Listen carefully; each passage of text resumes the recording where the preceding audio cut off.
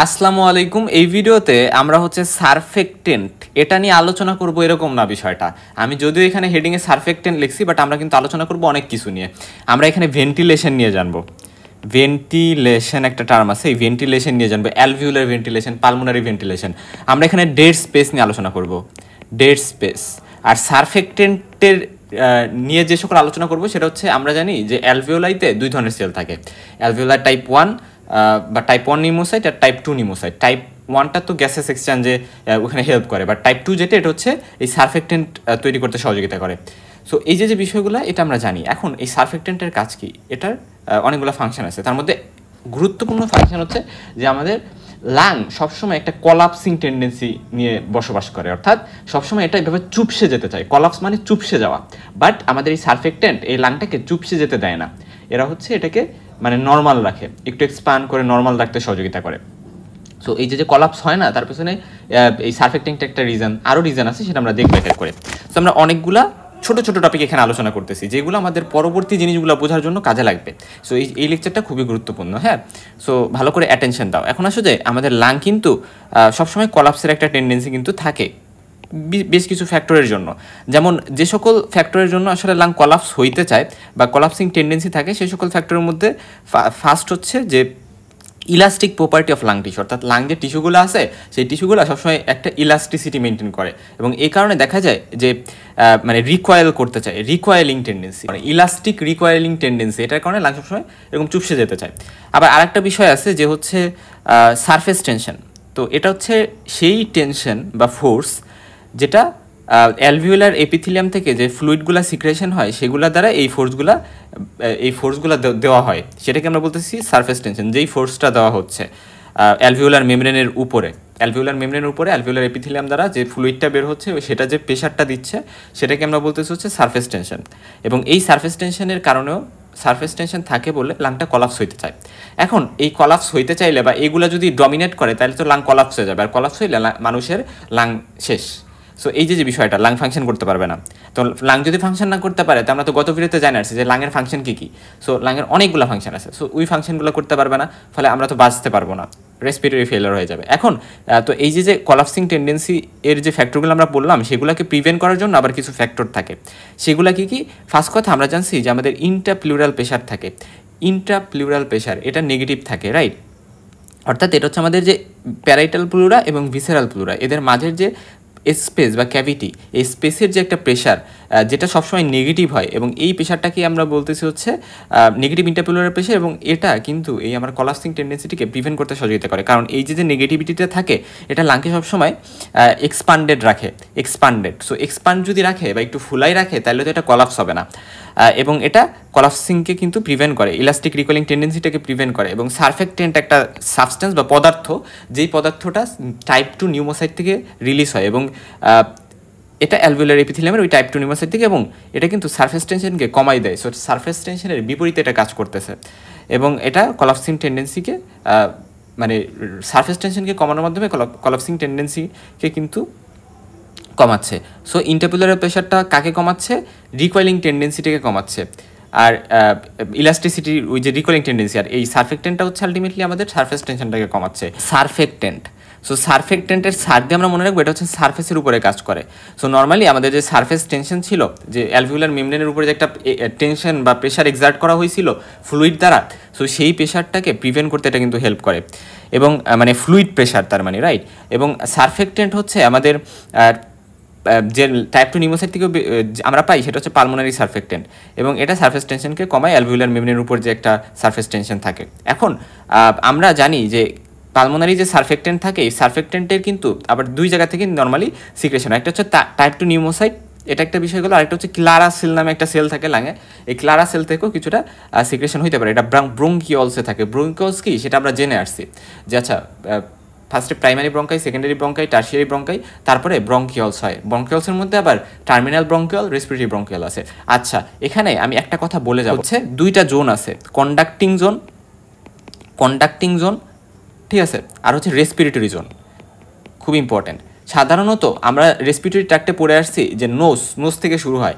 So nose থেকে আমাদের যে টার্মিনাল ব্রঙ্কিওল আছে এই পর্যন্ত যে জোনটা, এটাকে আমরা বলি হচ্ছে কন্ডাক্টিং জোন।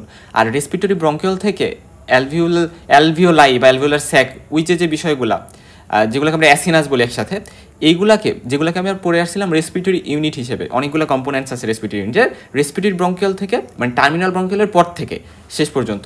তাহলে রেসপিরেটরি ব্রঙ্কিওল, অ্যালভিওলার স্যাক, তারপরে সেখানে অ্যান্ট্রাম ছিল, অ্যালভিওলাই ছিল, সো এইগুলোকে একসাথে আমরা বলি রেসপিরেটরি জোন বা রেসপিরেটরি ইউনিট।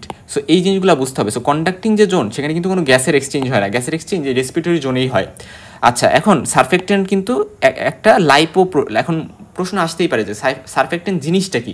এটা হচ্ছে একটা লাইপোপ্রোটিন, অর্থাৎ এখানে লিপিড থাকে প্লাস প্রোটিন থাকে।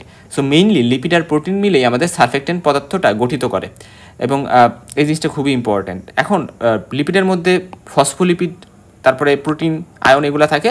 এখন দেখো কী কী কম্পোনেন্টস থাকে, সব থেকে বেশি থাকে হচ্ছে একটা লিপিড, যেটাকে আমরা বলি লেসিথিনেস। ঠিক আছে, এটাকে আমরা কি বলি? লেসিথিনেস, বা এটাকে আমরা হচ্ছে আরেকটা নামে ডাকতে পারি, সেটা হচ্ছে ডাইপাল মাইটোল ফসফাটাইডাল কোলাইন, বা এটাকে আমরা লেসিথিনেস বলি। এটা 62% থাকে। তা বাদে ফসফাটাইডাল গ্লিসারল, ফসফোলিপিড, এগুলো সব লিপিড, এগুলো 5-10 এরকম থাকতেছে। নিউট্রাল লিপিডও থাকে 13, বাট প্রোটিন থাকে কম পরিমাণে 8, আর কার্বোহাইড্রেট তো একেবারে কম থাকে 2। সো এইভাবে আমরা পার্সেন্টেজটা একটু মনে রাখতে পারি। এই নামটা মনে রাখতে কষ্ট হয়, এটার অপর নাম হচ্ছে লেসিথিন, এটা আমরা একটু মনে রাখবো, এবং এই নামটা অনেক সময় ধরতে পারে। সো এই নামটা আমরা মনে রাখবো, এবং এটা সব থেকে বেশি থাকে। আচ্ছা, এখন এই যে আমাদের মানে সারফেক্টেন্টের ফরমেশন এটা, এবং এই সারফেক্টেন্টকে স্প্রেড করা, ছড়াই দেওয়ার জন্য কী কী ফ্যাক্টর কাজ করে, আমরা মনে রাখবো যে সারফেক্টেন্ট ফরমেশনের জন্য বিভিন্ন ফরমেশন ফ্যাক্টর দরকার হয়। এখানে অনেকগুলো ফ্যাক্টরের কথা লেখা আছে, এগুলো একটু দেখে নিবা। অতটা ইম্পর্টেন্ট না, আমাদের হয়তো বা ধরবে না, এগুলো আমাদের উপায় ধরে না, কিন্তু তারপরেও দেখে নিলে better. For sure you should prepare your self to the fullest, to the best, right? So এই জন্য সব পড়তে হবে। এবং এখানে দেখবা যে কীভাবে প্রোডাকশন হচ্ছে, প্রোডাকশনের প্রসেসটা, ওইগুলোও না দেওয়া থাকবে বইতে। সো ওই বই থেকে ওইগুলোও পড়ে নিবা, ঠিক আছে, যদি সময় হয়। বাট আমি তো বলতেছি যে এক্সামের জন্য কোন জিনিসগুলো বেশি ইম্পর্টেন্ট, ওই জিনিসগুলোতে আমি বেশি হাইলাইট দিচ্ছি। আর টাইপ 2 অ্যালভিওলার যে এপিথেলিয়াল সেল, সেটা কিন্তু আমাদের শুধুমাত্র জানি 5% থাকে, 95%ই থাকে অ্যালভিওলাইতে, 95%ই থাকে টাইপ 1 নিউমোসাইট বা টাইপ 1 অ্যালভিওলার সেল। সো এই জিনিসটা ইম্পর্টেন্ট। এখন আরেকটা জিনিস এখানে ইম্পর্টেন্ট, সেটা হচ্ছে গ্লুকোকর্টিকয়েডস। গ্লুকোকর্টিকয়েডস হচ্ছে এক ধরনের কর্টিকোস্টেরয়েডস, ঠিক আছে? এটা হচ্ছে আমাদের যে অ্যাড্রেনাল গ্ল্যান্ড থাকে, সেই অ্যাড্রেনাল গ্ল্যান্ড থেকে এই হরমোনটা সিক্রেশন হয়। অ্যাড্রেনাল গ্ল্যান্ডটা আমরা জানি কিডনির উপর একটা ট্রাইঙ্গুলার শেপটা একটা গ্ল্যান্ড থাকে, ওই গ্ল্যান্ডটা থেকে এই হরমোন সিক্রেট হয়, এবং এটা আমাদের সারফেক্টেন্ট রিলিজের জন্য গুরুত্বপূর্ণ ফ্যাক্টর বা ভূমিকা হিসেবে কাজ করে। এখন সারফেক্টেন্টের কাজ হচ্ছে সারফেস টেনশনকে কমানো এবং কলাপসিনকে প্রিভেন্ট করা। এবারে এর আরও কিছু কাজ আছে, এটা ডিফেন্স মেকানিজমেও কিন্তু সহযোগিতা করে। পাশাপাশি এরা কিন্তু লাং কমপ্লায়েন্সকে বাড়ায়। লাং কমপ্লায়েন্স কি? এটা আমরা হচ্ছে বেসিক মেকানিজম অফ রেসপিরেশন যেখানে পড়ছি, ওখানে ট্রান্সপালমোনারি প্রেশার পড়ছিলাম, ওইখানে আমরা এই জিনিসটা জেনে আসছি, ওই ভিডিওটা দেখে আসবা। So basic mechanism of respiration, doctor M S Sakib Rahman, এটা লিখে সার্চ দিলে আশা করি ভিডিওটা পেয়ে যাবা। এরপরে আসো যে পালমোনারি ইডিমা, ঠিক আছে, পালমোনারি ইডিমা। সো লাঙে যখন ইডিমা হয় সেটাকে আমরা পালমোনারি ইডিমা বলি। ইডিমা মানে কালেকশন অফ ফ্লুইড, ঠিক আছে, এটাকে বলি আমরা ইডিমা, যে কোনো এক জায়গায় ফ্লুইড অনেক কালেকশন হচ্ছে, এবং মানে সেখানে কালেকশন হয়ে আমরা হচ্ছে সেখানে একটা ইডিমা বা সোয়েলিং টাইপের পাচ্ছি। আচ্ছা, তারপর হচ্ছে যে in the collection of fluid in interstitial space সাধারণত আমরা বলি। আচ্ছা, যাই হোক, তারপর হচ্ছে stabilises the size of alveoli. So alveoli যে সাইজ, সেটা স্টেবিলাইজ করতে সহযোগিতা করে, মানে কলাপস হইতে দেয় না। এবং আমরা আরেকটা খুবই ইম্পর্টেন্ট জিনিস আমরা জানবো, যে নিউবর্ন যারা আছে, নিউবর্ন বেবিস যারা নতুন জন্মগ্রহণ করছে, তাদের লাং কিন্তু মানে কলাপস করতে চায়, ঠিক আছে? সো এদের লাংকে এক্সপান্ড করে রাখা খুব ইম্পর্টেন্ট, মানে তাদের কলাপসিং টেন্ডেন্সি আরও বেশি থাকে যারা নিউবর্ন। ফলে দেখা যায় সারফেক্টেন্ট যখন হয় তার অনেক আগেই দেখা যায় যে এই বাচ্চারা হচ্ছে জন্মগ্রহণ করতেছে।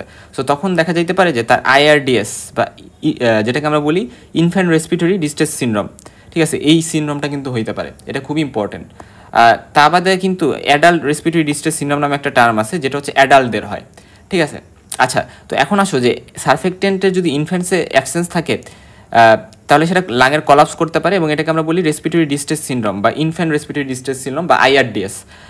বা এটার আরেকটা নাম আছে খুব ইম্পর্টেন্ট, অ্যানাটমিতে এটা তোমরা পড়ে আসছো, হায়ালিন মেমব্রেন ডিজিজ, ঠিক আছে? হায়ালিন মেমব্রেন ডিজিজ মানেই হচ্ছে ইনফ্যান্ট রেসপিরেটরি ডিস্ট্রেস সিনড্রোম। আর যদি অ্যাডাল্টসদের হয় তাহলে সেক্ষেত্রে আমরা বলি ARDS বা adult respiratory distress syndrome.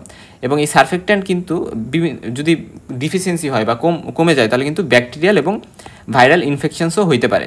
So এই জিনিসগুলো খুবই ইম্পর্টেন্ট। এখন এখানে আরেকটা জিনিস জানা লাগবে, যে তোমরা আরেকটা জিনিস জেনে নিবা যে হচ্ছে সারফেক্ট্যান্ট এটা কবে থেকে মানে এই সারফেক্ট্যান্টটা প্রোডাকশন হওয়া শুরু হয়, ঠিক আছে? এই জিনিসটা তোমাদের জেনে নিতে হবে, কত সপ্তাহে, 23 সপ্তাহে নাকি 24 সপ্তাহে। সো এই জিনিসগুলো তোমরা একটু জেনে নিবা, হ্যাঁ। সো এই জিনিসটা কিন্তু পরীক্ষায় ধরবে, ইনভেরিয়েবলি এগুলো ধরে। আচ্ছা, তারপর আসো যে ডেড স্পেস।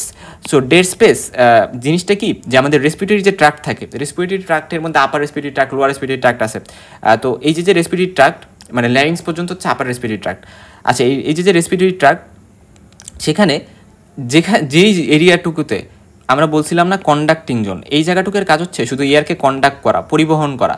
এই কন্ডাক্টিং জোনের যে জায়গাটুকু, সেই জায়গাটাতে কিন্তু কোনো গ্যাসিয়াস এক্সচেঞ্জ হয় না, ফলে এখানে এয়ার থাকে। মানে এই যে স্পেসটা, এই স্পেসটাকে আমরা বলি ডেড স্পেস। এই ডেড স্পেসে যে এয়ার প্রেজেন্ট থাকে তাদেরকে আমরা বলি ডেড স্পেস এয়ার, ঠিক আছে? এখন ডেড স্পেসকে আবার আমরা দুই ভাগে ভাগ করতে পারি, অ্যানাটমিক্যাল, ফিজিওলজিক্যাল। তো অ্যানাটমিক্যাল ডেড স্পেস সেটা হচ্ছে নোজ থেকে টার্মিনাল ব্রঙ্কিওল পর্যন্ত এক্সটেন্ড করে, কারণ আমরা জানি রেসপিরেটরি ব্রঙ্কিওল থেকে পরের যে রেসপিরেটরি ইউনিটের পার্টটা, ওইখানে তো গ্যাসেস এক্সচেঞ্জ হয়, মানে গ্যাস আদান প্রদান হয়, অক্সিজেন কার্বন ডাইঅক্সাইডের সাথে ক্যাপিলারি বা ব্লাডের যে এক্সচেঞ্জ হয়। সো এই যে বিষয়গুলো হয়, এই কারণে ওই রিজনটাকে বা যেটা হচ্ছে রেসপিরেটরি জোন, ওই জায়গাটা বাদে বাকি যে রিজনটা আছে টার্মিনাল ব্রঙ্কিওল পর্যন্ত একেবারে নোজ থেকে, এই রিজনটাকে বলি আমরা অ্যানাটমিক্যালি ডেড স্পেস, ঠিক আছে? তো এটা সাধারণত এখানে কি করে, ইয়ারটা জাস্ট প্যাসেজ করে, কন্ডাক্ট হয় একেবারে নোজ থেকে, এখানে ইয়ারটা আসে, বাট ইয়ারটা পরবর্তীতে যখন মানে রেসপিরেটরি জোনে চলে যায় তখন এটা কাজ করে। বাট এই রিজনটুকুতে এটা তো ডেড স্পেস হিসেবে কাজ করে, এখানে কোনো এয়ার এক্সচেঞ্জ হয় না। সো এয়ার এক্সচেঞ্জের উপর ডিপেন্ড করে আমরা আসলে রিজনটা ভাগ করতেছি। তো এরপর হচ্ছে physiological dead space. Physiological dead স্পেসের ক্ষেত্রে আমরা মনে রাখবো যে অ্যানাটমিক্যাল ডেড স্পেসের সাথে আমরা একটা জিনিস যোগ করি। কি জিনিসটা যোগ করি?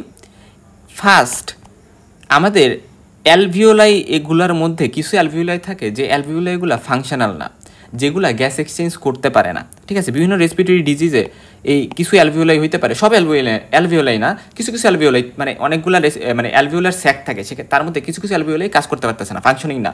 সো সেগুলোকে আমরা কাউন্ট করতেছি, সেগুলোর মধ্যে যদি কোনো ইয়ার থেকে থাকে সেগুলোকে আমরা কাউন্ট করতেছি। পাশাপাশি যে মানে অ্যালভিওলাইগুলো ঠিকঠাক blood supply, blood flow receive করতেছে না, ফলে সেখানেও হয়তো বা গ্যাসেস এক্সচেঞ্জ হবে না। সো ওভারঅল কথা, আমরা অ্যানাটমিক্যাল যে ডেড স্পেস আছে সেটার সাথে যোগ করতেছি যে সকল অ্যালভিওলাইগুলা কাজ করতে পারতেছে না, সেটা হইতে পারে কোনো রেসপিরেটরি ডিজিজের কারণে অথবা কোনো ব্লাড ফ্লো রিসিভ করতেছে না সেই কারণে। সো এইগুলোকে আমরা যদি এই যে মানে এয়ারের ভলিউমটা এটা যদি আমরা যোগ করি তাহলে আমরা পাবো হচ্ছে ফিজিওলজিক্যাল। সো ফিজিওলজিক্যাল ডেড স্পেসটা একটু বেশি হওয়ার কিন্তু চান্স থাকে। এবং ডেড স্পেস, ঠিক আছে, এটা আমরা বুঝাই ভলিউম দিয়ে, মিলি লিটারে হচ্ছে এটাকে আমরা প্রকাশ করি। তবে তার আগে আমি বলে আসি যে ওয়াস্টেড ভেন্টিলেশন বা ওয়াস্টেড এয়ার বলতে কী বোঝায়। সাধারণত আমাদের ফিজিওলজিক্যাল যে ডেড স্পেস আছে এখানে যে এয়ারটা থাকে, এয়ারটা তো ডেড স্পেসের এয়ার, রাইট? অর্থাৎ আলটিমেটলি আমাদের অ্যানাটমিক্যাল ডেড স্পেস প্লাস এই যে নন ফাংশনাল অ্যালভিওলাইতে যে এয়ারগুলো আছে এগুলো জাস্ট এয়ার আসেই, স্টোর করে রাখতেছে, বাট এগুলো এক্সচেঞ্জ করতে পারতেছে না, এই জন্য এগুলোকে আমরা বলি ওয়েস্টেড ভেন্টিলেশন, ঠিক আছে, বা ওয়েস্টেড এয়ার, ঠিক আছে? মানে গ্যাসের এক্সচেঞ্জে যে এয়ারগুলো ইউজ হচ্ছে না সেটাকে আমরা বলি ওয়েস্টেড এয়ার। আর ওয়েস্টেড ভেন্টিলেশন বলতে সেই ভলিউমটা। আচ্ছা, যাই হোক। এবং আরেকটা জিনিস দেখো, তাহলে নর্মাল ভ্যালু কত এটা আমাদের জানা লাগবে। মনে রাখবা যে নর্মাল ডেড স্পেস হচ্ছে 150 ml।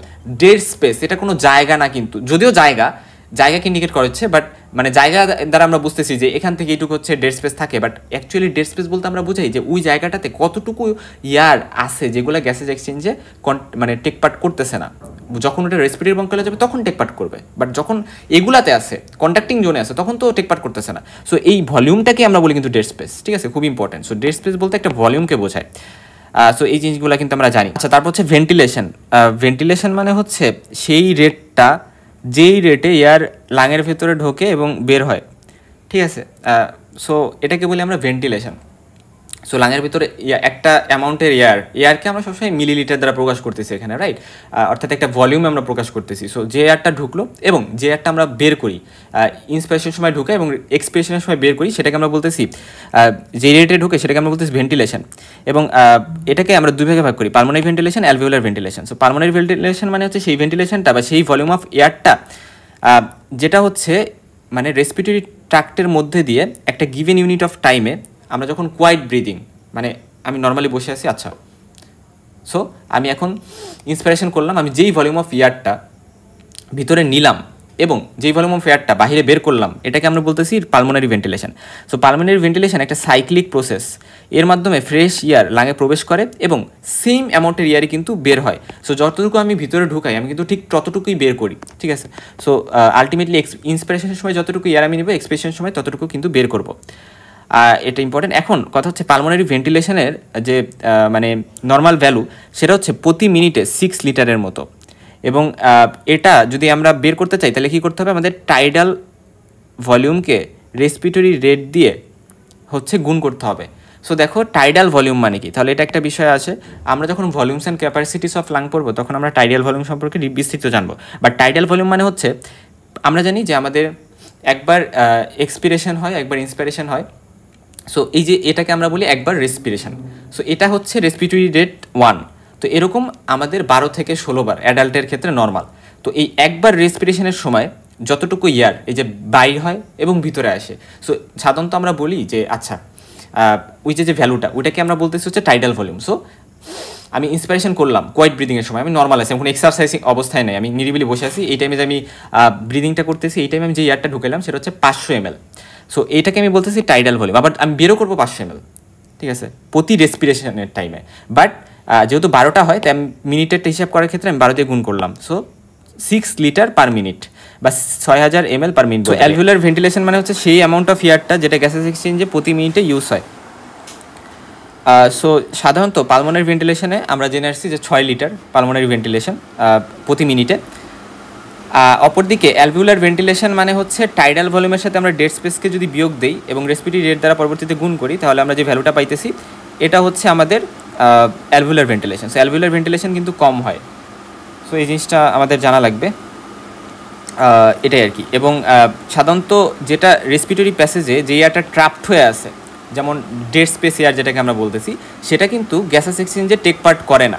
সো যেহেতু গ্যাসেস এক্সচেঞ্জে সেটা টেক পার্ট করে না তাই সেটাকে আমরা বিয়োগ দিচ্ছি ডেড স্পেস এয়ারটাকে, এবং তারপরে আমরা রেসপিরেটরি রেট দ্বারা গুণ করতেছি এবং এভাবে আমরা কিন্তু অ্যালভিউলার ভেন্টিলেশন পাচ্ছি। সো কেন অ্যালভিউলার ভেন্টিলেশন পালমোনারি ভেন্টিলেশন থেকে কম হয়? কারণ এই ডেড স্পেসটাকে আমরা বিয়োগ দিই। কেন বিয়োগ দিই? কারণ ডেড স্পেসে কিন্তু কোনো গ্যাসেস এক্সচেঞ্জ হয় না।